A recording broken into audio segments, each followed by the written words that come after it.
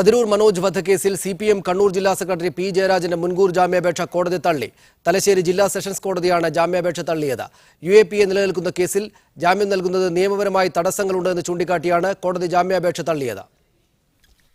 UAPA വകുപ്പ് ചേർത്ത് അന്വേഷണം നടത്തുന്ന കേസിൽ കീഴ്ക്കോടതി ജാമ്യം നൽകുന്നത് നിയമപരമായി തടസ്സമുണ്ടെന്ന് ചൂണ്ടിക്കാട്ടിയാണ് കോടതി പി ജയരാജന്റെ ജാമ്യ ഹർജി തള്ളിയത്.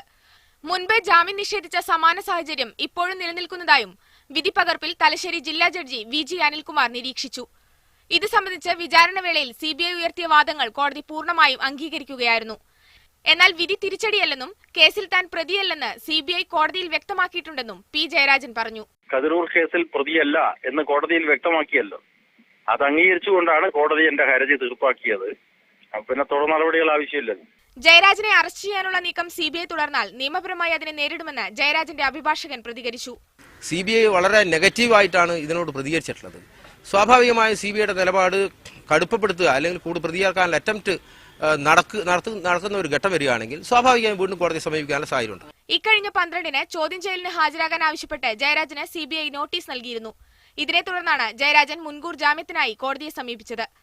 അതേസമയം CBIക്ക് മുന്നിൽ ജയരാജൻ സ്വമേധയാ ഹാജരാകുന്നില്ലെങ്കിൽ വീണ്ടും നോട്ടീസ് അയച്ച് വിളിപ്പിക്കുകയോ അതല്ലെങ്കിൽ ജയരാജനെ പ്രതി ചേർത്ത് റിപ്പോർട്ട് നൽകുകയോ ചെയ്യുന്നതിനുള്ള തയ്യാറെടുപ്പിലാണ് അന്വേഷണ സംഘം. മീഡിയ 1 കണ്ണൂർ. CPM നേതാവ് ശ്രീ എൻ ഷംസീർ കണ്ണൂർ സ്റ്റുഡിയോയിലുണ്ട്. ഹിന്ദു ഐക്യവേദിയുടെ RV ബാബു കൊച്ചിയിൽ, കോൺഗ്രസ് നേതാവ് ശ്രീമതി ബിന്ദു കൃഷ്ണ തൃശൂർ സ്റ്റുഡിയോയിൽ, മാധ്യമപ്രവർത്തകനായ ശ്രീ NP ചേക്കുട്ടി കോഴിക്കോട് സ്റ്റുഡിയോയിൽ നിന്നും പങ്കുചേരും. അഡ്വക്കേറ്റ് CP ഉദയഭാനു നിയമവിദഗ്ധൻ ടെലിഫോണിലൂടെയും ഞങ്ങൾ ഈ ചർച്ചയിൽ പ്രതീക്ഷിക്കുന്നു. ആദ്യം ശ്രീ എൻ ഷംസീർ, നിയമപരമായുള്ള സ്വാഭാവികമായിട്ടുള്ള കാര്യമല്ലേ നടന്നത്? ഇതിന് പിന്നിൽ രാഷ്ട്രീയമുണ്ട് എന്ന് CPM ആരോപിക്കുന്നത് ഏതടിസ്ഥാനത്തിലാണ്?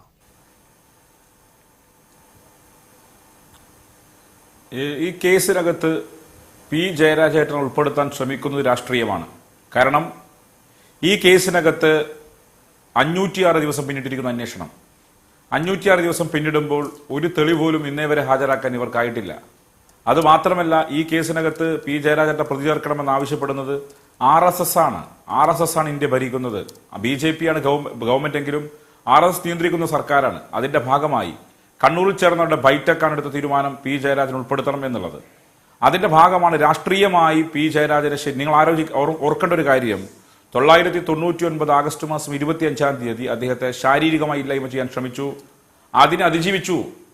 പിന്നീട് 2005-ൽ അദ്ദേഹത്തിന്റെ പാർലമെന്ററി രംഗത്ത് ഇല്ലാതാക്കാൻ വേണ്ടി ഒരു കേസിന്റെ ഭാഗമായി അദ്ദേഹത്തെ തകർക്കാൻ ശ്രമിച്ചു. അതിനെയും അദ്ദേഹം അതിജീവിച്ചു. ഇപ്പൊ അദ്ദേഹത്തെ വീണ്ടും രാഷ്ട്രീയമായി ഇല്ലായ്മ ചെയ്യാനുള്ള നീക്കത്തിന്റെ ഭാഗമാണ് ഈ CBI കേസ്.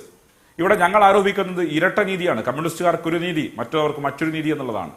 CPM പ്രവർത്തകന്മാരിൽ ആരോപിക്കപ്പെടുന്ന കുറ്റങ്ങൾ മാത്രം വരുന്നു. ഇവിടെ മനസ്സിലാക്കേണ്ടത് 22 പ്രവർത്തകന്മാർ കൊല്ലപ്പെട്ടു CPM-ൻ്റെത്. ഈ CPM പ്രവർത്തകന്മാർ കൊല്ലപ്പെട്ട ഒരു കേസിനകത്തും CBI വന്നില്ല, ഒരു കേസിനകത്തും UAPA ചേർത്തില്ല. മറിച്ച് CPM-ന് പേരിൽ ആരോപിക്കപ്പെടുന്ന കുറ്റങ്ങളിൽ മാത്രം കൊല്ലിച്ചവർ, കാണിച്ചവർ, ചൂണ്ടിക്കാണിച്ചവർ. മറുഭാഗത്ത് CPM കൊല്ലപ്പെടുമ്പോൾ അങ്ങനെ ഒരു സംവിധാനവുമില്ല. ഇവിടെ സനീഷിനെ ഞാൻ ഓർമ്മിപ്പിക്കാൻ ആഗ്രഹിക്കുകയാണ്. മനോജിന്റെ കൊലപാതകത്തിന് ശേഷമാണ് കണ്ണൂർ ജില്ലയിലെ പൊയിലൂരിൽ സഖാവ് പള്ളിച്ചാൽ വിനോദൻ കൊല്ലപ്പെട്ടത്.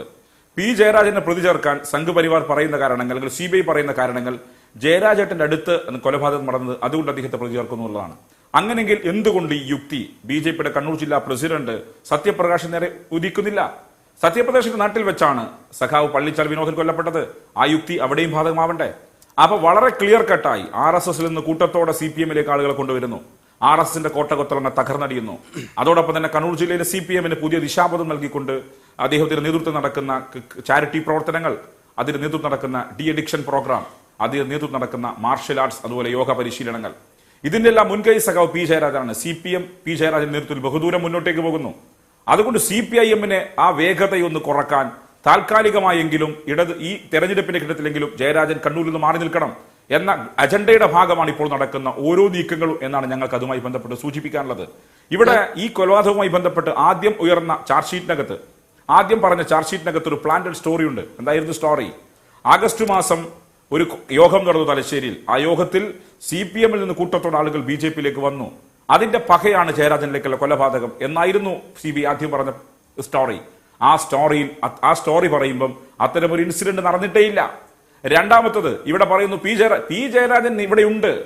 ജയരാജേട്ടൻ ഫ്യൂജിറ്റീവ് അല്ല, നിയമത്തിന് ഒളിച്ചോടി പോയിട്ടില്ല, അദ്ദേഹം ഇവിടെ തന്നെ ഉണ്ട്. അദ്ദേഹം CBIക്ക് മുന്നിൽ ചോദ്യം ചെയ്യൽ വിധേയമായിട്ടുമുണ്ട്.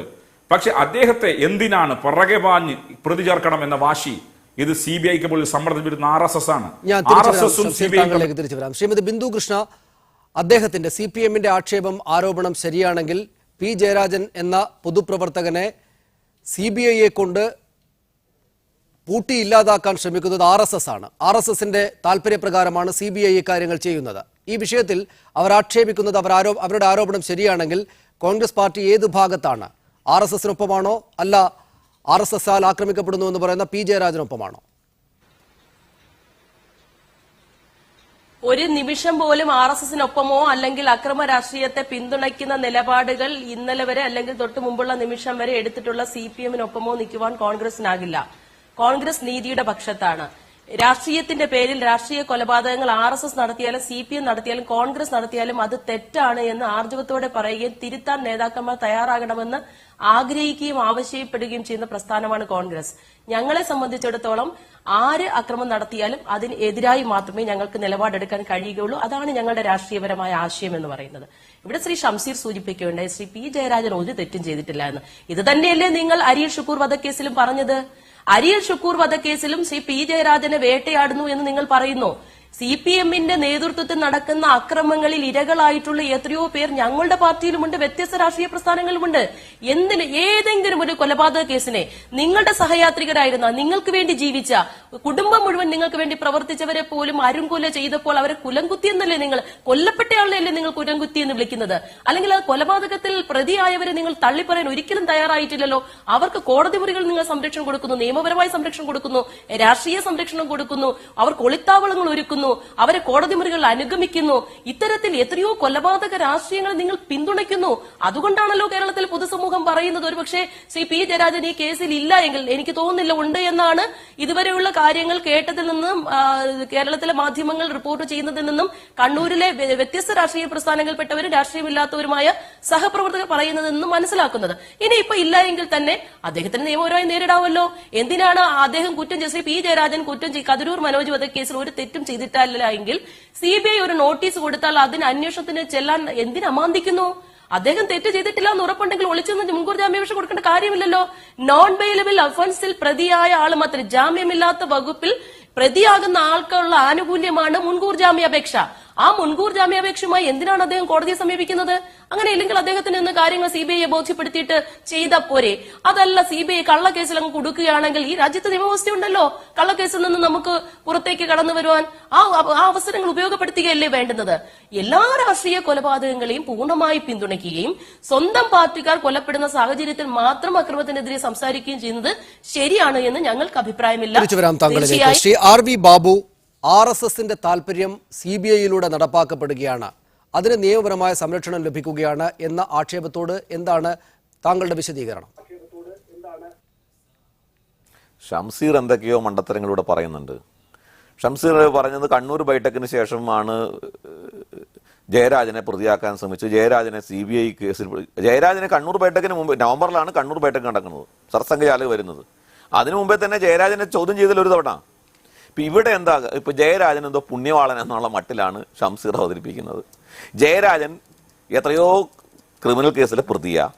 മുമ്പ് കൂത്തുപറമ്പിൽ RSSന്റെ സഹകാര്യാവ് V മോഹനെ കൊലപ്പെടുത്തിയ കേസിലെ പ്രതിയാണ് ജയരാജൻ.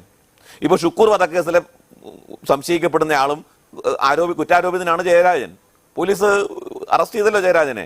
ഇതൊക്കെ നമ്മൾ കണ്ടതല്ലേ. ഇനി ആരാണ് CPMൽ ഇതുപോലെ പ്രതിയല്ലാത്തത്? പിണറായി വിജയൻ 1968 വാടിക്കൽ രാമകൃഷ്ണൻ കൊലപാതക കേസിൽ 2ാം പ്രതിയല്ലേ? കോടിയേരി ബാലകൃഷ്ണൻ കൊലപാതക കേസിലെ പ്രതിയല്ലേ? ഇപ്പോൾ TP ചന്ദ്രശേഖരൻ വധക്കേസിൽ പാർട്ടിയുടെ സെക്രട്ടേറിയറ്റ് മെമ്പർ മോഹനൻ പ്രതിയല്ലേ? ഇവരുടെ പാർട്ടി നേതാക്കന്മാരാണ് ഈ കൊലപാതകങ്ങൾ ആസൂത്രണം ചെയ്തത്, കൊലപാതകങ്ങൾ നടപ്പിലാക്കുന്നത്. അപ്പോ ജയരാജനെ വേട്ടയാടുന്നു, RSS അജണ്ടയോട് നടപ്പാക്കുന്നു, ഇതൊന്നുമല്ല സംഭവം. അപ്പോൾ വരുന്നൊരു സംശയം ശ്രീ RV ബാബു, നേരത്തെ ഷംസീർ പറഞ്ഞത് വെച്ച് നോക്കുമ്പോൾ വരുന്നൊരു സംശയം, അതായത് എന്തുകൊണ്ടാണ് പി ജയരാജൻ പ്രതിയാവുകയും അതേ സ്ഥാനത്തിരിക്കുന്ന സത്യപ്രകാശ് ജില്ലാ പ്രസിഡന്റ് പ്രതിയാകാതിരിക്കുകയും ചെയ്യുന്നത്? ഇത് അന്വേഷണ സംഘത്തെയും നിയമവ്യവസ്ഥയെയും നിങ്ങൾ അങ്ങോട്ട് കൊണ്ടുപോകുന്നത് കൊണ്ടല്ലേ എന്ന അദ്ദേഹത്തിന്റെ ആക്ഷേപം. താങ്കൾ എണ്ണി പറയുന്ന നേതാക്കൾ പിണറായി വിജയൻ തൊട്ട് അങ്ങോട്ട് CPMന്റെ എല്ലാ ആളുകളും പ്രതികളാണ്. പക്ഷേ RSSന്റെ തലപ്പത്തുള്ള ആരെയും പ്രതിപട്ടികയിൽ കാണുകയുമില്ല. എന്നാൽ കൊലപാതകത്തിന്റെ കാര്യത്തിലാണെങ്കിൽ എണ്ണത്തിൽ വലിയ വ്യത്യാസമൊന്നുമില്ല, അങ്ങോട്ടും ഇങ്ങോട്ടും അത് നടന്നിട്ടുണ്ട്. നിങ്ങൾക്ക് മാത്രം, നിങ്ങളുടെ പക്ഷത്തിന് മാത്രം നേതാക്കൾ സംരക്ഷിതരായിരിക്കുന്നത് എന്തുകൊണ്ടാണ് അവരുടെ ഭാഗത്ത് നിന്നും അവരുടെ ആളുകൾ മാത്രം ഈ കാര്യങ്ങൾക്കെല്ലാം മറുപടി വീണ്ടും വീണ്ടും പറയേണ്ടി വരുന്നത്? കൊലപാതകത്തില് സത്യപ്രകാശിന്റെ നാട്ടിൽ കൊലപാതകം നടന്നാൽ ഉടനെ സത്യപ്രകാശിനെ പിടിക്കാൻ പറ്റുമോ?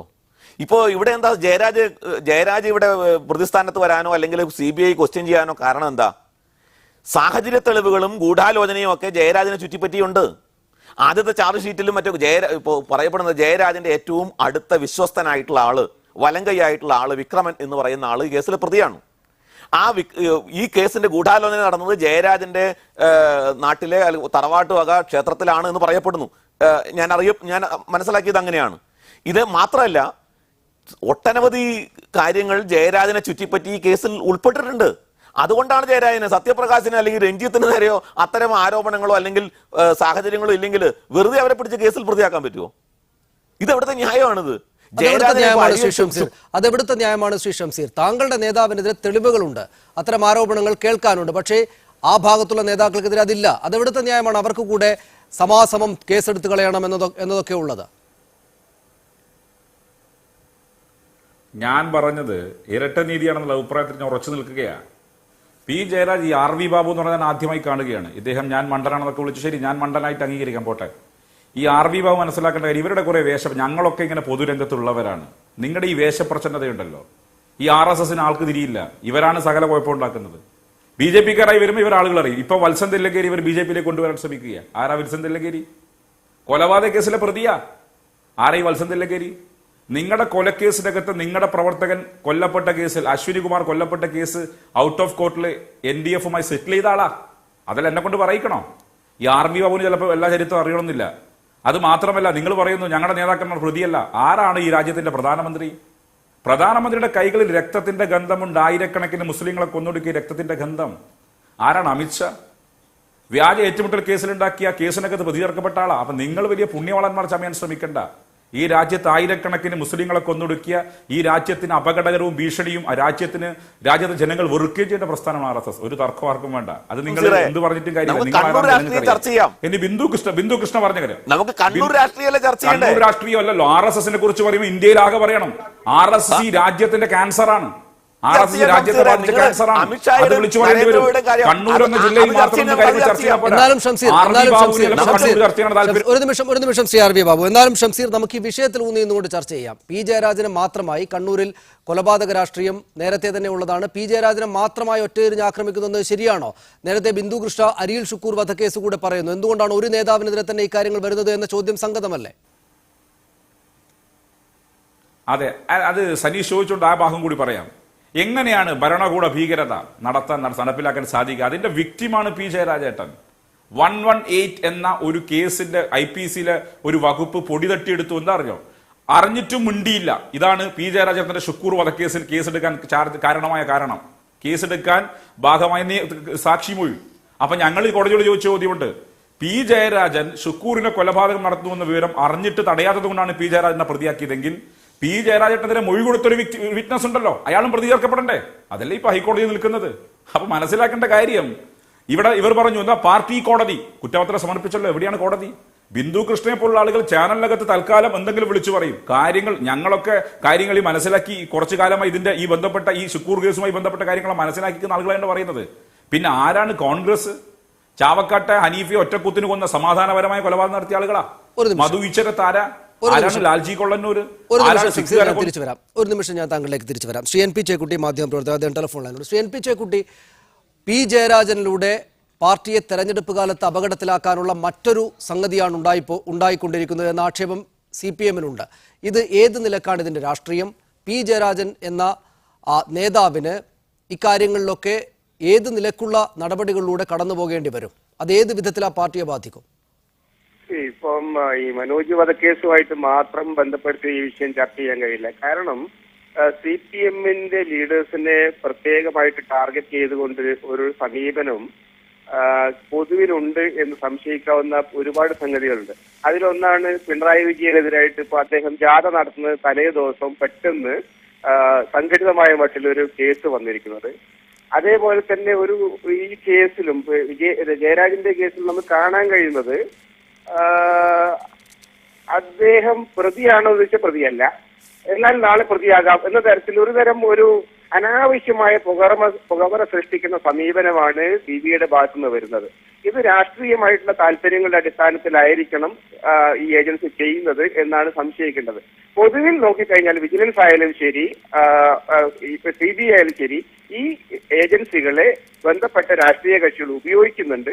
അതിന്റെ ഒരു പ്രധാനപ്പെട്ട വ്യക്തിയുമായിട്ട് കേരളത്തിൽ വരുന്നത് CPM ലീഡേഴ്സ് ആണ് എന്ന ഒരു തോന്നലാണ് ഇതെല്ലാ സംഭവങ്ങളും ഉണ്ടാക്കുന്നത്.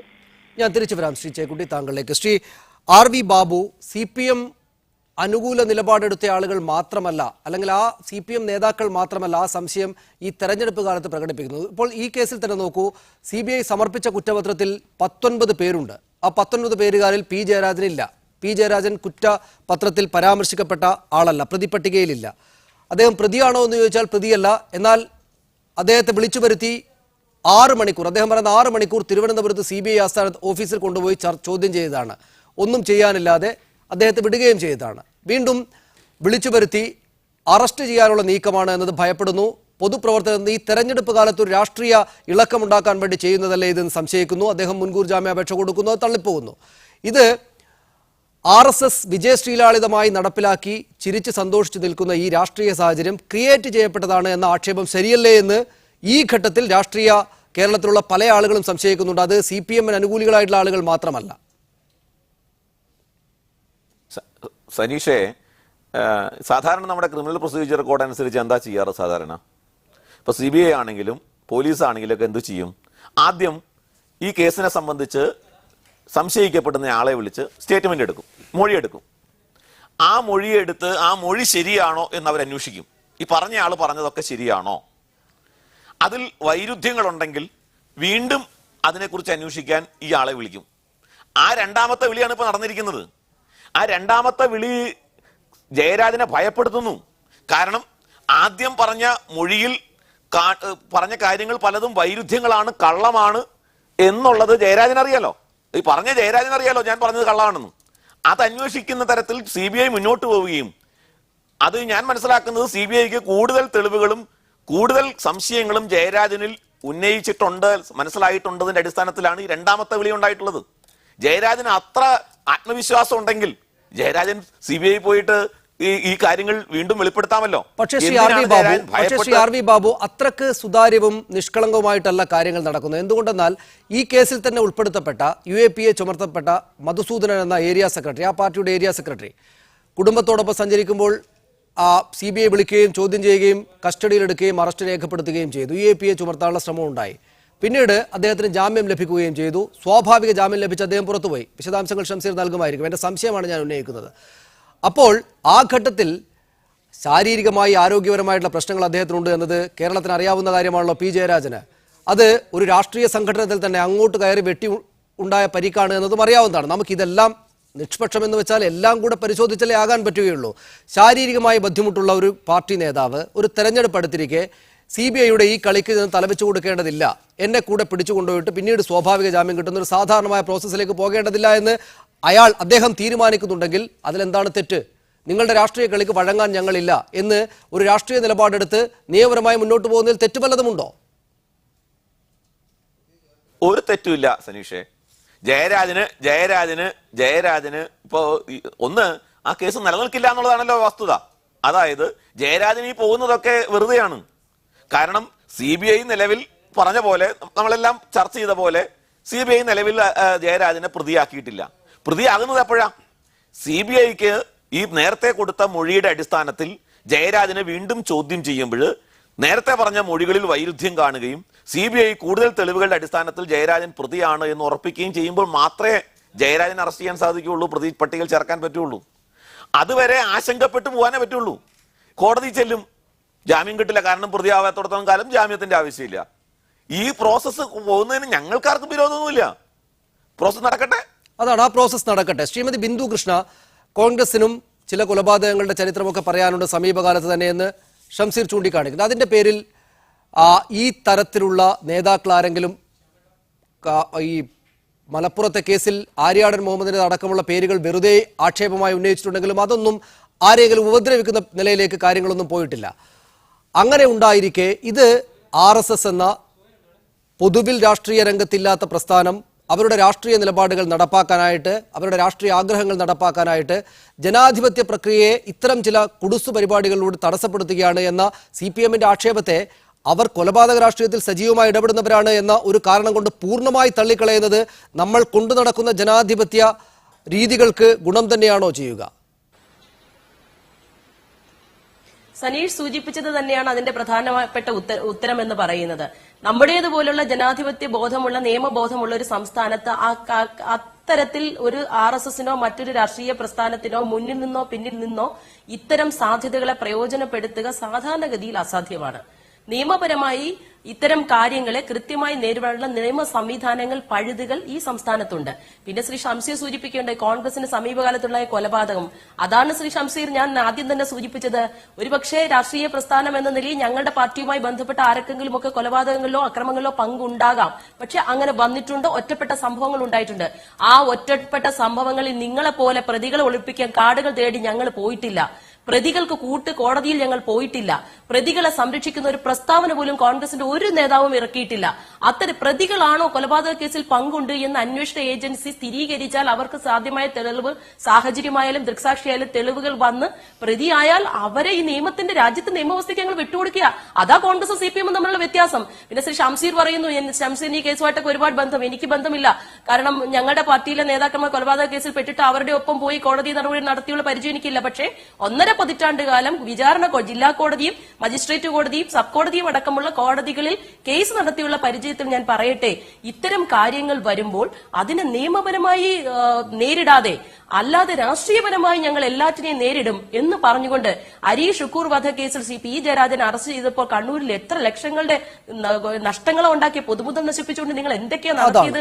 അത്തരത്തിലുള്ള അക്രമ പ്രവർത്തനങ്ങൾ. തിരിച്ചു വരാം ശ്രീമതി ബിന്ദു. അതാണ് ശ്രീ AN ഷംസീർ ഈ കോൺഗ്രസും CPM തമ്മിലുള്ള വ്യത്യാസം. അതായത് കൊലപാതക രാഷ്ട്രീയത്തിൽ ചെന്നുപെടുന്ന ആളുകളെ ഏതെങ്കിലും തരത്തിൽ സംരക്ഷിക്കുകയോ അവർ ചെയ്ത കാര്യം മഹത്തരമായ കാര്യമാണ് എന്ന് പറയുകയോ കോൺഗ്രസിന്റെ ശീലമല്ല. പക്ഷേ നിങ്ങളാണെങ്കിൽ 1 or 2 കേസല്ലല്ലോ, പ്രധാനപ്പെട്ട സംസ്ഥാനം ചർച്ച ചെയ്യുന്ന വളരെ പ്രധാനപ്പെട്ട ഒട്ടേറെ കേസുകളിൽ പ്രതികളായി നിൽക്കുകയാണ്. എന്നിട്ട് അവർക്ക് വേണ്ടി ഇങ്ങനെ വാദിക്കുകയുമാണ്. അത് അക്രമ രാഷ്ട്രീയത്തോട് സ്നേഹം നിറഞ്ഞ സമീപനമാണ് ഞങ്ങൾക്കുള്ളത് എന്ന നിലപാടല്ലേ? അത് കോൺഗ്രസിൽ നിങ്ങളെ വ്യത്യസ്തരാക്കുന്നില്ലേ? RSSനൊപ്പം നിങ്ങളെ ചേർത്ത് നിർത്തുന്നില്ലേ? ഇവിടെ അതിനു മുമ്പ് 1-2 കാര്യങ്ങൾ എനിക്ക് പറയേണ്ടതുണ്ട്. ഈ ബിന്ദു കൃഷ്ണ മികച്ച അഭിഭാഷകനാണ്. പക്ഷേ അദ്ദേഹത്തിന്റെ ചില പരാമർശങ്ങൾ ഒരു ലീഗൽ ഇല്ലിറ്ററേറ്റിനെ പറ്റി അദ്ദേഹം സംസാരിക്കുന്നത്. ആന്റിസിപ്പേറ്ററി ബെയിൽ എന്നത് നിയമപരമായുള്ള ഒരു റൈറ്റാണ് പൗരൻ്റെത്. ആ റൈറ്റ് ജയരാജേട്ടൻ വിനിയോഗിച്ചാൽ എന്താണ് തെറ്റ്? അത് മാഡം പറയേണ്ട കാര്യമാണ്. രണ്ടാമത്തെ കാര്യം, നിങ്ങൾ പറഞ്ഞല്ലോ സോണിയാഗാന്ധിയും അതുപോലെ തന്നെ ഈ രാഹുൽ ഗാന്ധിയും നാഷണൽ ഹെറാൾഡ് കേസിനൊക്കെ പ്രതി ചേർക്കപ്പെട്ടപ്പോൾ നിങ്ങൾ എന്തൊക്കെ കോപ്രായം കാണിച്ചു? നിങ്ങൾ പാട്യാല കോടതിയിലേക്ക് മാർച്ച് ചെയ്യുമെന്ന് പറഞ്ഞല്ലോ. ഇതൊന്നും ആളുകൾ മറന്നുപോയിട്ടില്ല മാഡം. പിന്നെ നിങ്ങൾ പറഞ്ഞു ഞങ്ങൾ കൊലപാതകം നടത്തുന്ന പാർട്ടിയല്ല ഇവിടെ. ഞാൻ ചോദിച്ചോട്ടെ, ഹനീഫ കൊല്ലപ്പെട്ടു. പിന്നെ കോൺഗ്രസിനകത്ത് പുറത്താക്കലൊന്നും വലിയ കാര്യമൊന്നുമില്ല. കോൺഗ്രസിൽ നിന്ന് പുറത്തുപോയ ആളാണ് AK ആന്റണിയും അതുപോലെ തന്നെ ഉമ്മൻചാണ്ടിയും. ഒരാൾ കേന്ദ്രമന്ത്രിയാണ്, ഒരാൾ മുഖ്യമന്ത്രി. അത് കോൺഗ്രസിനകത്ത് നിന്ന് അകത്താക്കലും പുറത്താക്കലും വലിയ കാര്യമല്ല. ഈ ഹനീഫ കൊല്ലപ്പെട്ടപ്പോൾ വീട്ടിൽ പോയ ഒരാളാണ് ഞാൻ. ഹനീഫയുടെ ഉമ്മ, പ്രായം ചെന്ന ഉമ്മയെ കണ്ട ആളാണ് ഞാൻ. ആ ഉമ്മ എന്നോട് കൈപിടിച്ച് പറഞ്ഞ കാര്യമുണ്ട്, എന്റെ മോനെ കൊന്ന ഗോപപ്രതാപനാ, അവനെ വിടരുത്, ഗോപപ്രതാപനും ബാലകൃഷ്ണനും ബന്ധമുണ്ടെന്ന് പറഞ്ഞ ആ ഉമ്മയാ. ഞാൻ കള്ളം പറയേണ്ട കാര്യമൊന്നുമില്ല. എന്തേ ഗോപപ്രതാപൻ പ്രതിയാവാത്തത്? എന്തേ CM ബാലകൃഷ്ണൻ ഒരു ചെറുവിരൽ പോലും അനക്കാൻ ബിന്ദു മേഡത്തിനാവാത്തത്? നിങ്ങൾ വലിയ വാചകം അടിച്ചല്ലോ, ഞങ്ങൾ ആരെ സംരക്ഷിക്കില്ല, ഞങ്ങൾ സമാധാനത്തിന്റെ വെള്ളരിപ്രാവുകൾ അരയുന്നപ്പോഴെടുത്ത് പറത്തുന്ന ആളുകളാണെന്ന്. നിങ്ങളാണ് ഈ നാട്ടിൽ കൊലപാതകം പഠിപ്പിച്ച പാർട്ടി. ഇനി RV ബാബുവിനോട് ചില കാര്യങ്ങൾ ചോദിക്കാനുണ്ട്. ഇത് ഞങ്ങൾ സംശയിക്കുന്നു, ജയരാജൻ കള്ളം പറഞ്ഞു എന്ന് ഞങ്ങൾ സംശയിക്കുന്നു. അപ്പോൾ ഞാൻ പറഞ്ഞല്ലോ, CBIയുമായി നല്ല ലൈസൺ RSSനുണ്ട്. CBIയിൽ ജയരാജേട്ടൻ കൊടുത്ത ഓരോ മൊഴിപ്പകർപ്പ് ഒരുപക്ഷെ ഇവർക്ക് കിട്ടിയിട്ടുണ്ടാവും RV ബാബുവിന്. അതുകൊണ്ടാണല്ലോ RVO വളരെ കോൺഫിഡന്റ് ആയി പറയുന്നത് ജയരാജൻ കള്ളം പറയുന്നു. ഈ കൊലപാതകത്തിൽ ജയരാജേട്ടനെ ആസൂത്രിതമായി പെടുത്തുക എന്നുള്ളത് നിങ്ങളുടെ അജണ്ട എന്ന് പറയാൻ കാരണം നിങ്ങളുടെ കൂട്ടത്തിൽ നിന്ന് ആളുകൾ പോവുക. നിങ്ങളുടെ ബൈടെക് സമന്വയ ബൈടെക് ചേർന്നല്ലോ ചിറക്കല്, അതിലെ വാർത്തകൾ പുറത്തുപോയല്ലോ. അതാണല്ലോ ഹിന്ദു ആരാധനകൾക്ക് ചുറ്റുമുള്ള മുസ്ലിങ്ങളെ കുടിയൊഴിപ്പിക്കണം എന്നുള്ള വാർത്ത പുറത്തു വന്നതും നിങ്ങളുടെ സംസ്ഥാന പ്രസിഡന്റ് സമ്മതിക്കേണ്ടി വന്നതും. അപ്പൊ നിങ്ങൾക്കിടെ തീക്കട്ടയിൽ ഉരുമ്പരിക്കുക, നിങ്ങൾക്കിടെ ആളുകൾ വാർത്തു പോവുക. പിന്നെ RSSനെ കേവലം ഒരു കണ്ണൂർ കോൺടെക്സ്റ്റിൽ കാണരുത്. ചെക്കുട്ടി പറഞ്ഞതുപോലെ RSS വെറും കണ്ണൂരല്ല, മീഡിയ വൺ ഉൾപ്പെടെയുള്ള ചാനലുകൾ കണ്ണൂരിന്റെ കോൺടെക്സ്റ്റിൽ ഇവരെ ഒതുക്കരുത്. കാരണം ഇവർ ലോകത്തെ ഒരു ഭീകര സംഘടനയാണ്. നേരത്തെ ചെക്കുട്ടി പറഞ്ഞതുപോലെ CPMന് നേരിൽ മാത്രമാണ് ഇത്തരം ആരോപണങ്ങൾ വരുന്നത്. CPM നേതാക്കന്മാരെ മാത്രം പ്രതി ചേർക്കുന്നത്. അപ്പൊ CPMനെ തകർക്കുക എന്ന ഒരു agenda, all India basis agenda ഇവിടെ നടക്കുന്നുണ്ട്. അതാണ് ജാഥ പുറപ്പെടുന്നതിന് 2 ദിവസം മുമ്പ് 2 വർഷവും 2 മാസം ഉറങ്ങിയിട്ട് ലാബിൽ കേസുമായി പോകുന്നത്. അപ്പോഴും ഇന്ന് CBI കോടതിയിൽ ഞങ്ങൾ പ്രതിയാക്കാൻ ഉദ്ദേശിച്ചിട്ടില്ല എന്ന് പറഞ്ഞിട്ടില്ലേ? പി ജയരാജനെ പ്രതിയാക്കിയിട്ടില്ല, ഇതുവരെ പ്രതിയാക്കാൻ ഉദ്ദേശിച്ചിട്ടുമില്ല. അപ്പോഴും പാർട്ടിയും പി ജയരാജനും താങ്കളടക്കമുള്ള ആളുകളും ഭയപ്പെടുന്നുണ്ടെങ്കിൽ ഏതോ നിലക്ക് ഭയപ്പെടാനുള്ള കാരണങ്ങൾ അതിനുണ്ട് എന്നതുകൊണ്ടല്ലേ? എന്റെ സനീഷ്, ഒരു ഭയപ്പെടലുമില്ല. P Jayarajan is not a fugitive, he is here. അവിടെ ഉണ്ട്, ഈ കണ്ണൂർ ജില്ലയിലുണ്ട്. കണ്ണൂർ ജില്ലയിൽ രാഷ്ട്രീയ പ്രവർത്തനത്തിന് നേതൃത്വം കൊടുക്കുന്നുണ്ട്. അദ്ദേഹം ഏതെങ്കിലും ഹൈഡ് ഔട്ട്സിൽ പോയിട്ടില്ല, അയാൾ ഇവിടെ ഉണ്ട്, രാഷ്ട്രീയ നേതൃത്വം കൊടുക്കുന്നുണ്ട്. കണ്ണൂരിലെ CPMനെ നെഞ്ചൂകൂടെ അദ്ദേഹം നയിക്കും. കണ്ണൂരിലെ ജനങ്ങൾ അദ്ദേഹത്തിന് അറിയാം, കണ്ണൂരിലെ ജനങ്ങൾക്ക് അതൊരു റൈറ്റ് ആണ്. ഒരാൾക്കൊരു നോട്ടീസ് പോയാൽ അന്ന് തന്നെ ഹാജരാണമെന്നുണ്ടോ? ഒരു ഫണ്ടമെന്റൽ റൈറ്റിന്റെ ഭാഗമായി ഞാൻ തിരിച്ചു വരാം ശംസീർ താങ്കളിലേക്ക്. ശ്രീ NP ചേക്കുട്ടി, അപ്പോൾ തന്നെയും നമുക്ക് മുന്നിൽ TP ചന്ദ്രശേഖരൻ വധമടക്കമുള്ള കാര്യങ്ങളുണ്ട്. കേരള രാഷ്ട്രീയം ചർച്ച ചെയ്ത വലിയ കൊലപാതക സംഭവങ്ങളുണ്ട്. സ്വാഭാവികമാണ്, RSSും BJPയും CPMും ഒക്കെ അതിൽ പങ്കാളികളാണ്. കോൺഗ്രസ് തന്നെയും കൊലപാതക സംഭവങ്ങളുടെ പേരിൽ ആരോപണ വിധേയരൊക്കെ തന്നെയാണ്. അത് ഇല്ലെന്ന് കാണാൻ പറ്റുകയില്ല. പക്ഷെ അപ്പോൾ തന്നെയും പൊതുസമൂഹത്തിന് മുന്നിൽ CPMന് കൊലപാതക രാഷ്ട്രീയത്തെ പ്രോത്സാഹിപ്പിക്കുന്ന ആളുകൾ എന്നൊരു ഇമേജ് ഉണ്ടെന്ന് പറയുന്നു, ആക്ഷേപിക്കുന്നു അപ്പുറത്തുള്ള ആളുകൾ. അത് തെരഞ്ഞെടുപ്പ് കാലത്ത്, വലിയൊരു നിയമസഭാ തെരഞ്ഞെടുപ്പിലേക്ക് സംസ്ഥാനം പോകുന്ന കാലത്ത് ഇതുപോലുള്ള കേസുകൾ, കണ്ണൂർ രാഷ്ട്രീയം സവിശേഷമായതാണ്, അവിടുത്തെ CPMും RSSും ഒരുപോലെ കൊലപാതക രാഷ്ട്രീയത്തിൽ പങ്കാളികളാണ് എന്നൊക്കെ പറയുന്നൊരു സവിശേഷമായ എന്നൊക്കെ ഒരു പേര് നേരത്തെ ഉണ്ടായിരിക്കുമ്പോൾ ഇതുപോലെ സവിശേഷമായ ഒരു തെരഞ്ഞെടുപ്പിലേക്ക് നീങ്ങുമ്പോൾ ഇത് വലിയ ദോഷം ചെയ്യുകയില്ലേ ഇടതുപക്ഷ ജനാധിപത്യ മുന്നണിക്ക്, സവിശേഷമായി CPMന്? കണ്ണൂരുള്ള വിഷയം CPMന്റെ ഭാഗത്തുനിന്നുള്ള ഒരു അക്രമമായിട്ട് നമുക്ക് കാണാൻ കഴിയില്ല. ഒരു ഭാഗത്ത് CPM കൊണ്ടുവന്നത് ശരിയാണ്, പക്ഷേ എന്തുകൊണ്ട് ഈ കൊലപാതകങ്ങൾ സംഭവിച്ചു? സംഘപരിവാറിന്റെ ഭാഗത്തു നിന്നുള്ള സംഘടിതമായിട്ടുള്ള ആക്രമണങ്ങൾ 70കൾ മുതൽ നടക്കുന്നതാണ്. അതിനെതിരായിട്ട് തിരിച്ചടി ഉണ്ടായിട്ടുണ്ട്. സ്വാഭാവികമായിട്ടും 2 കക്ഷികളിലും പെട്ട ആളുകൾ ഈ കൊലപാതകങ്ങളിൽ ഇൻവോൾവ് ആണ്. അപ്പൊ ലീഡർഷിപ്പിലുള്ള ആളുകൾക്ക് ഒരു പക്ഷേ പങ്കാളിത്തം ഉണ്ടാവും. അങ്ങനെ വരുന്ന സമയത്ത് ഈ 2 കൂട്ടരും ഒരു ചർച്ചയിലൂടെ പ്രശ്നപരിഹാരത്തിന് ഉള്ള ഒരു ശ്രമം സമീപകാലത്ത് ആരംഭിച്ചിട്ടുണ്ട്. ഞാൻ സർവസംഘ ചാനലിന്റെ സമീപകാലത്തെ പ്രസ്താവന വളരെ സന്തോഷത്തോടുകൂടി സ്വീകരിച്ച ഒരാളാണ്. ആ ഒരു സാഹചര്യത്തിൽ ഒരു ലീഡറെ, ഒരു ജില്ലാ സെക്രട്ടറി ലെവലിലൊരു ലീഡറെ അദ്ദേഹം പ്രതിയാണെങ്കിൽ പ്രതിയാക്കണം. അദ്ദേഹം പ്രതിയാണോ അല്ലയോ എന്ന് പോലും കൃത്യമായിട്ട് പറയാതെ അനാവശ്യമായിട്ടുള്ള ഒരു ഊഹാപോഹങ്ങൾ ഉണ്ടാക്കിയുള്ള ശ്രമമാണ് ഇപ്പൊ സംഘപരിവാറിന്റെ ഭാഗത്തു നിന്നും CBIയുടെ ഭാഗത്തു നിന്നും വരുന്നത്. പക്ഷെ അത് ശ്രീ NP ചേക്കുട്ടി, അത് നിയമപരമായി സാധാരണമായ ഒരു പ്രോസസ്സിലൂടെ കടന്നു പോവുകയല്ലേ ചെയ്യുന്നത്? CBIക്ക് മേൽ RSS സ്വാധീനം ചെലുത്തുന്നു എന്നൊക്കെ പറയുന്നത് അവരാദ്യം മുതലേ ആരോപിക്കുന്നതാണ്. മോഹൻ ഭഗവത് വന്നതിന് ശേഷമാണ് ഇക്കാര്യത്തിലൊക്കെ ആ ബൈഠക്കിലാണ് തീരുമാനമുണ്ടായതെന്നൊക്കെ പറയുന്ന കടന്ന ആക്ഷേപങ്ങളല്ലേ? CBI പോലുള്ളൊരു അന്വേഷണ സംവിധാനത്തിന് മേൽ RSSന് സ്വാധീനം ചെലുത്താൻ പറ്റുക, കണ്ണൂരിലെ ഒരു പ്രാദേശികമായ വിഷയത്തിൽ, കേരളത്തിലെ ഒരു പ്രാദേശികമായ വിഷയത്തിൽ ഇടപെടൽ നടത്തുക എന്നതൊക്കെ കടന്ന ആക്ഷേപങ്ങളല്ലേ? ആക്ഷേപം യഥാർത്ഥത്തിൽ സബ്സ്റ്റാൻഷിയേറ്റ് ചെയ്യുന്ന തരത്തിലുള്ള പ്രവർത്തനങ്ങളാണ് CBIയുടെ ഭാഗത്തുനിന്ന് വന്നുകൊണ്ടിരിക്കുന്നത്. CBI ജയരാജനെ ഒരു തവണ ചോദ്യം ചെയ്തിരുന്നു. അന്ന് അദ്ദേഹം പ്രതിയാണെങ്കിൽ അന്ന് തന്നെ പ്രതിയാക്കാമായിരുന്നു. ഇന്നിപ്പോ തെരഞ്ഞെടുപ്പിന്റെ സാഹചര്യത്തിൽ ഒരു പ്രത്യേക അന്തരീക്ഷം വളർത്തിയെടുക്കാനുള്ള ശ്രമമാണ് CBI നടത്തുന്നത് എന്ന് സംശയിക്കാനുള്ള എല്ലാ സാഹചര്യമുണ്ട്. ഞാൻ പറയുന്ന അദ്ദേഹം പ്രതിയാണെന്നോ അല്ലയോ എന്ന് എനിക്ക് അതിനെ കുറിച്ച് അറിയില്ല. പക്ഷേ CBIയെ പോലൊരു ഏജൻസി ഒരു രാഷ്ട്രീയ നേതാവിന്റെ കൈകാര്യം ചെയ്യുന്നതിൽ എടുക്കേണ്ട മിനിമം മാന്യത ജയരാജന്റെ കാര്യത്തിൽ കാണിക്കുന്നില്ല എന്ന് എനിക്ക് സംശയമുണ്ട്. തിരിച്ചു വരാം താങ്കളിലേക്ക്. ശ്രീ RV ബാബു, ഈ മിനിമം മാന്യത CPM നേതാക്കൾക്ക് കിട്ടുന്നില്ല എന്ന ആക്ഷേപം, എന്ന സംശയം അവർ നേരത്തെ തന്നെ പൊതുജനങ്ങൾക്ക് മുന്നിൽ വെക്കുന്നതാണ്. പക്ഷേ പലതരത്തിലുള്ള കാരണങ്ങൾ കൊണ്ട് CPM നടത്തിയിട്ടുള്ള അല്ലെങ്കിൽ CPM ഉൾപ്പെട്ടിട്ടുള്ള പലതരം കൊലപാതക സംഭവങ്ങൾ അടക്കമുള്ള കാര്യങ്ങൾ അവരെ എതിർപക്ഷത്ത് തീർന്നുകൊണ്ട് പൊതുജനം ആ ആക്ഷേപങ്ങളിലേക്ക് കാര്യമായിട്ട് കഴിഞ്ഞ കാലങ്ങളിൽ പോയിട്ടില്ല എന്നേ ഉള്ളൂ. പക്ഷേ ഇപ്പോൾ കാര്യം ശ്രീ NP ചേക്കുട്ടി ചൂണ്ടിക്കാണിക്കുന്ന പോലെ ആളുകൾ തിരിച്ചുകൂടെ ചിന്തിക്കുന്നുണ്ട്. എന്തുകൊണ്ടാണ് പി ജയരാജന്റെ ലെവലിലുള്ള അല്ലെങ്കിൽ അദ്ദേഹത്തിന് തത്തുല്യനായിട്ടുള്ള RSSന്റെ നേതാക്കളൊന്നും ഈ കൊലപാതക സംഭവങ്ങളൊന്നും എവിടെയും പേര് ഉയർന്നു കേൾക്കാത്തത്? BJPക്കുമുണ്ട് സംസ്ഥാനത്ത് ഒരുപാട് വലിയ നേതാക്കൾ, അവരിൽ പലരും കണ്ണൂരുണ്ട്. RSS എന്ന സംവിധാനത്തിനും സ്വാഭാവികമായും നേതാക്കളൊക്കെ ഉണ്ട്. പക്ഷേ അവിടെ നടക്കുന്ന കൊലപാതകങ്ങൾ ഇതേക്കാൾ ഹീനമായിട്ടുള്ള വലിയ രൂക്ഷമായിട്ടുള്ള അതിക്രമ പരമ്പരകൾക്കൊന്നും ഈ പറയുന്ന നേതൃതലത്തിലുള്ള ആളുകൾ മറുപടി പറയേണ്ടി വരാത്തത് എന്തുകൊണ്ടാണ്? നിങ്ങൾക്ക് മാത്രം കിട്ടുന്ന സവിശേഷമായിട്ടുള്ള കരുതൽ ഏത് മുൻകരുതലുകൾ സ്വീകരിക്കുന്നത് കൊണ്ടാണ്? അതിനു മുൻപേ സനീഷെ, ചേക്കുട്ടി ആരുടെ മെഗാ ഫോണായിട്ടാണ് സംസാരിക്കണമെന്ന് എനിക്ക് മനസ്സിലാവുന്നില്ല. എനിക്ക് തോന്നുന്നത് വരാൻ പോകുന്ന തെരഞ്ഞെടുപ്പിലെ ഒരു സഖ്യസാധ്യതയൊക്കെ അതിന്റെ പുറകിലുണ്ടാവണം. അദ്ദേഹം ഒരു രാഷ്ട്രീയ പാർട്ടിയുടെ ആളല്ല ശ്രീ ആർ വി ബാബു. അദ്ദേഹത്തിന് സഖ്യത്തിന്റെ കാര്യമില്ല. അദ്ദേഹം ഒരു രാഷ്ട്രീയ പാർട്ടിയുടെ ആളല്ല. ചേക്കുട്ടി ഏത് രാഷ്ട്രീയത്തെയാണ് രാഷ്ട്രീയ മാധ്യമ പ്രവർത്തകൻ എന്ന് നിങ്ങൾ അടിയിൽ എഴുതി കാണിച്ചാൽ മാത്രം മാധ്യമ പ്രവർത്തകനാവില്ലല്ലോ. അതിന്റെ പുറകിലുള്ള രാഷ്ട്രീയമൊക്കെ നമുക്ക് മനസ്സിലാവുമല്ലോ. ഞാനും ഈ നാട്ടിൽ തന്നെയല്ലേ ജീവിക്കുന്നേ. അപ്പൊ അതിരിക്കട്ടെ സനീഷെ, അദ്ദേഹത്തിന്റെ അതിഥിയായതുകൊണ്ടാണ് ശ്രീ ആർ വി ബാബു ഞാൻ ഇടപെടുന്നത്. ഒന്നുകൂടെ എനിക്ക് പറയേണ്ടത്, അദ്ദേഹത്തിന്റെ അതിഥിയായതുകൊണ്ടാണ്, അദ്ദേഹം കൂടെ എന്റെ അതിഥിയായതുകൊണ്ടാണ്. അതായത് അദ്ദേഹം താങ്കൾക്ക് അനുകൂലമായി സംസാരിച്ചില്ല എന്നതുകൊണ്ട് അദ്ദേഹം മറുപക്ഷത്തിലെ ആളാണെന്ന് പറയുന്നത്. അദ്ദേഹം പറയുന്നതിന് നിഷ്പക്ഷമായി കേൾക്കാൻ താങ്കൾ ബാധ്യസ്ഥനാണല്ലോ. അതെ, ഞാൻ താങ്കളെ എതിർക്കുകയല്ല. പക്ഷേ അദ്ദേഹം ഒരു പക്ഷത്തിന് വേണ്ടി താങ്കൾക്ക് അനുകൂലമായി സംസാരിക്കുന്നില്ല എന്നതുകൊണ്ട് അദ്ദേഹം ആക്ഷേപിക്കപ്പെടാൻ യോഗ്യനല്ല. അദ്ദേഹം അവരുടെ സഖ്യകക്ഷിയാകാൻ തെരഞ്ഞെടുപ്പിന് ശേഷം ശ്രമിക്കുകയാണ് എന്നത് ശരിയായില്ല എന്ന് അനുകൂലമായിട്ടല്ല, സത്യം പറയാത്തത് കൊണ്ടാണ്. ആയിക്കോട്ടെ, അസത്യം പറയുന്നത് കൊണ്ടാണ്.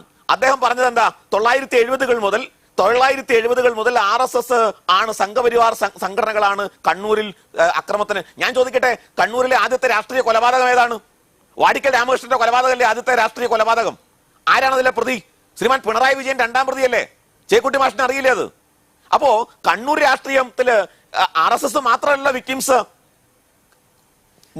മുസ്ലിം ലീഗ് വിക്ടിംസ് അല്ലേ, കോൺഗ്രസ് വിക്ടിംസ് അല്ലേ? എന്റെ ചോദ്യം ശ്രീ ആർ വി ബാബു, എന്റെ ചോദ്യം, പി ജയരാജൻ എന്ന സംസ്ഥാന തലത്തിൽ അറിയപ്പെടുന്ന CPM-ന്റെ നേതാവ് 1-2 കൊലപാതക കേസുകളിൽ പ്രതിയാണ്. അവിടെ തിരിച്ചും മറിച്ചും കൊലപാതകങ്ങളുണ്ട്. ഓരോ ദിവസത്തിന്റെ ഇടവേളയിൽ കൊലപാതകം നടന്ന കാലങ്ങളുണ്ട്. എന്തുകൊണ്ടാണ് അദ്ദേഹത്തിന് തത്തുല്യനായ പിണറായി വിജയൻ ഒരു പ്രതിയാണെന്ന് താങ്കൾ പറയുന്നു, അദ്ദേഹത്തിന് നിങ്ങൾ അത്രക്ക് തത്തുല്യമായ നേതാക്കൾ RSSന്റെ ഭാഗത്ത് നിന്ന് വരാത്തത്? RSSന്റെ നേതാക്കൾ ആരൊക്കെയാണ് കണ്ണൂരിൽ? RSSന്റെ നേതാക്കൾ എന്തുകൊണ്ടാണ് ഒളിഞ്ഞു നിന്നുകൊണ്ട് കാര്യങ്ങളെ നിയന്ത്രിക്കുന്നത്? ഈ ചോദ്യങ്ങൾ തെറ്റായി പോകുമോ ഞാൻ ഉന്നയിച്ചാൽ? സനീഷ ചോദ്യം ചോദിക്കാൻ പാടില്ലാത്തതാണ്. കാരണം അല്ല, എനിക്കറിയില്ലാത്തതുകൊണ്ടാണ് ശ്രീ ആർ വി ബാബു, എനിക്കറിയില്ലാത്തതുകൊണ്ടാണ് ഞാൻ ഷംസീറിനോട് ഈ ചോദ്യം തിരിച്ചു ചോദിക്കാം. കാരണം പി ജയരാജന് തത്തുല്യനായിട്ടുള്ള ആളുകൾ കൂടെ ഉണ്ടല്ലോ അവിടെ എന്ന് എനിക്ക് ചോദിക്കാം. എനിക്ക് മനസ്സിലാകാത്തതുകൊണ്ടാണ് പി ജയരാജനെ പോലെ പിണറായി വിജയനെ പോലെയുള്ള നേതാക്കൾ എല്ലാ കാലവും ഈ ചോദ്യശരങ്ങളേറ്റ് പോകുമ്പോൾ, നിയമപരമായിട്ടുള്ള കാര്യങ്ങളിലൂടെ പോകുമ്പോൾ നിങ്ങളുടെ നേതാക്കൾക്കെതിരെയും ഇത്തരം കേസുകൾ ഉണ്ടോ? ഇല്ല എന്നാണ് ഉത്തരമെങ്കിൽ എന്തുകൊണ്ടാണ് അവർ രക്ഷപ്പെട്ടു നിൽക്കുന്നത്? രണ്ട് ഭാഗത്തു നിന്നും ആളുകൾ കൊല്ലപ്പെട്ടതായി കാണുന്നുണ്ട് ഇക്കാലത്തെ കണക്കുകൾ എടുത്താൽ. എന്തുകൊണ്ടാണ് RSSന് മാത്രം നേതൃതലത്തിൽ ഒരു ഇൻവോൾവ്മെന്റും ഇല്ലാത്ത കൊലപാതകങ്ങളായി മാറുന്നത്? വളരെ വ്യക്തമാണ് സനീഷെ. അത് പറയുന്നത് എന്താ, ഇപ്പോ CPM മാറി കേരളം ഭരിച്ച സമയത്ത് ആണ് ഒരുപാട് രാഷ്ട്രീയ കൊലപാതകങ്ങൾ ഉണ്ടായിട്ടുള്ളത്. CPM ഭരിച്ച സമയത്താണ് കണ്ണൂരിൽ ഏറ്റവും കൂടുതൽ അക്രമങ്ങളും. അപ്പോൾ പോലും RSS നേതാക്കന്മാർ പ്രതികളായില്ല. അതിന്റെ അർത്ഥം എന്താ? RSS നേതൃത്വം ഒരു കാലത്തും അക്രമത്തെ പ്രോത്സാഹിപ്പിച്ചിട്ടില്ല, അക്രമകാരികളെ സംരക്ഷിച്ചിട്ടില്ല, അക്രമത്തെ പ്രോത്സാഹിപ്പിക്കുന്നില്ല. ഇവിടെ കണ്ണൂരിലെ യഥാർത്ഥ പ്രശ്നം എന്താ? കണ്ണൂരിലെ യഥാർത്ഥ പ്രശ്നം അവിടുത്തെ സംഘടനാ സ്വാതന്ത്ര്യത്തിന്റെ പ്രശ്നമാണ്. കണ്ണൂരിൽ രാഷ്ട്രീയ എതിരാളികളെ അല്ലെങ്കിൽ രാഷ്ട്രീയപരമായി വ്യത്യസ്ത ധ്രുവങ്ങളിൽ നിൽക്കുന്നവരെ CPM പ്രവർത്തിക്കാൻ അനുവദിക്കുന്നില്ല, സംഘടനാ സ്വാതന്ത്ര്യം അനുവദിക്കുന്നില്ല. നേരത്തെ ഷംസീർ പറഞ്ഞു പാർട്ടിയിൽ നിന്ന് കൊഴിഞ്ഞു പോവുകയാണെന്നാണ്. ആരാണ് അപ്പൊ കൊഴിഞ്ഞു പോയത്? 2-3 പേരോ? ഞാൻ മനസ്സിലാക്കിയെടുത്തോളം കൊഴിഞ്ഞുപോയ ആരൊക്കെയാണോ ചെറുവത്തൂര് പോയവരും മറ്റുമൊക്കെ തിരിച്ച് സംഘപരിവാറിലേക്ക് തിരിച്ചു വന്നു എന്നാണ്. പാർട്ടിയുടെ നേതൃത്വത്തില് പോയ ആളുകളുടെ എണ്ണം എടുത്താൽ സനീഷെ, ഞാൻ ഒരൊറ്റ പേര് മാത്രം പറയാം ഷംസീറിന്റെ ഓർമ്മയ്ക്ക്. ശ്രീമാൻ സഖാവ് VT ഇന്ദുചൂടൻ. പരിചയമുണ്ടോ ഷംസീറിന്? പഴയ ദേശാഭിമാനിയുടെ പത്രാധിപരായിരുന്നു. ആ VT ഇന്ദുചൂടൻ RSSന്റെ ട്രൗസർ ഇട്ടാണ് അവസാനം അദ്ദേഹം മരണത്തിന്റെ ബാബു സമയക്കുറവുണ്ടാണ്. ഷിയേൻ ഷംസീർ, നമുക്ക് താങ്കൾക്ക് ഈ ചർച്ച അവസാനിപ്പിക്കാൻ കുറഞ്ഞ സമയം മാത്രമേ ഉള്ളൂ. RSSന്റെ നേതാക്കൾ ഈ പറയുന്നത് പോലെ ആക്ഷേപിക്കപ്പെടാത്തത്, വേട്ടയാടപ്പെടാത്തത് അവർ ആക്രമ രാഷ്ട്രീയത്തിന് നേതൃത്വം കൊടുക്കാത്തത് കൊണ്ടാണ്. അതുകൊണ്ടാണ് അദ്ദേഹം ചൂണ്ടിക്കാണിച്ചതുപോലുള്ള ആളുകൾ RSSലേക്ക് CPM-ന് വിട്ട് പോകുന്നത്. RSSന്റെ നേതാക്കൾ ഇല്ലാത്തത് അവർ ഇത്തരം കാര്യങ്ങളിൽ അക്രമ രാഷ്ട്രീയത്തെ എതിർക്കുന്ന ആളുകൾ ആയതുകൊണ്ടാണ്. പി ജയരാജൻ ഇപ്പോൾ കേസും കൂട്ടവുമായി ചുറ്റി നടക്കേണ്ടി വരുന്നുണ്ടെങ്കിൽ അതിന് കാരണം അദ്ദേഹം കൊലപാതക രാഷ്ട്രീയത്തെ പ്രോത്സാഹിപ്പിച്ചത് കൊണ്ടാണെന്ന് ശ്രീ ഷംസീർ. 2016 ഏറ്റവും നല്ല തമാശയാണ് RSSന്റെ നേതൃത്വം കൊടുക്കുന്ന നേതാക്കന്മാരില്ല എന്ന്. ആരാണ് വത്സൻ തില്ലങ്കേരി? ഈ വത്സൻ തില്ലങ്കേരിയും ശശിയും ആരാണ്? RV ബാബുവിന് അറിയാലോ.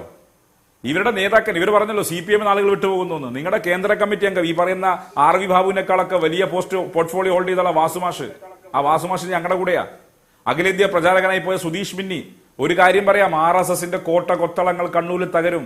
നിങ്ങളുടെ പ്രവർത്തകന്മാർ ഞങ്ങളുടെ കൂടെ വരും. അതാണ് നിങ്ങളുടെ ബൈഠക്കിൽ നിന്ന് വാർത്ത ഞങ്ങൾക്ക് ലഭിക്കുന്നത്. അഖിലേന്ത്യാ അതെ, നിങ്ങൾക്ക് ഇപ്പൊ നിങ്ങളെ വിട്ടുപോയി കഴിഞ്ഞാൽ പോട്ടെ, അതെന്തുമാവട്ടെ. ഏതായാലും സുധീഷ് മിന്നി ഞങ്ങളുടെ കൂടെയാണ്. ഒരു കാര്യം വേണ്ട, കണ്ണൂരിൽ നിങ്ങൾ പൊന്നാപുരം കോട്ടകൾ പോലെ സൂക്ഷിക്കുന്ന കേരളത്തിലെ പല RSSന്റെ പ്രമുഖന്മാരും ആ രാഷ്ട്രീയം തള്ളിപ്പറഞ്ഞിരിക്കുന്നു. അതിന്റെ ഭാഗമാണ് പല വാർത്തകളും. പിന്നെ ഒരു കാര്യം കൂടി സനീഷ് പറയാനുണ്ട്. ഒരു കാര്യം കൂടി പറയാനുള്ളത്, എന്തൊരു അസഹിഷ്ണുതയാണ് ഈ RV ബാബുവിന്, എന്തൊരു അസഹിഷ്ണുതയാണ്. ടോളറൻസ് എന്ന വാക്കിന്റെ അർത്ഥം പഠിക്കണം ബാബു. നിങ്ങൾ ഇങ്ങനെ പ്രകോപിതനായി വെറുതെ ഇടതുപക്ഷത്തിന്റെ എന്തെങ്കിലും അനുകൂലമായി പറയുന്നവരെ CPM എന്ന് പറഞ്ഞ് ആക്ഷേപിക്കരുത്. ഈ ചെക്കുട്ടിയെ നിങ്ങൾ ആക്ഷേപിക്കണം. അസഹിഷ്ണുതയുടെ കാര്യം പറയാൻ CPM നേതാക്കൾക്ക് യോഗ്യതയില്ല എന്ന് സ്വാഭാവികമായും മറ്റ് രണ്ടുപേരും മറ്റ് അതിഥികൾ പറയുമെന്ന് എനിക്കറിയാം. അതുകൊണ്ട് അത് പറയാനായി ഞാൻ ഒന്നുകൂടെ സമയമില്ലാത്തതുകൊണ്ട് അങ്ങോട്ട് വരുന്നില്ല. വളരെ നന്ദി Shri RV Babu, Shrimati Bindu Krishna, Shri AN Shamseer, Shri NP Chekutty ചർച്ചയിൽ പങ്കെടുത്തതിന്. സ്പെഷ്യൽ എഡിഷൻ പൂർണ്ണമാകുന്നു. ഇനി ബിയോണ്ട് ദ ഹെഡ്ലൈൻസ് കാണാം. നമസ്കാരം.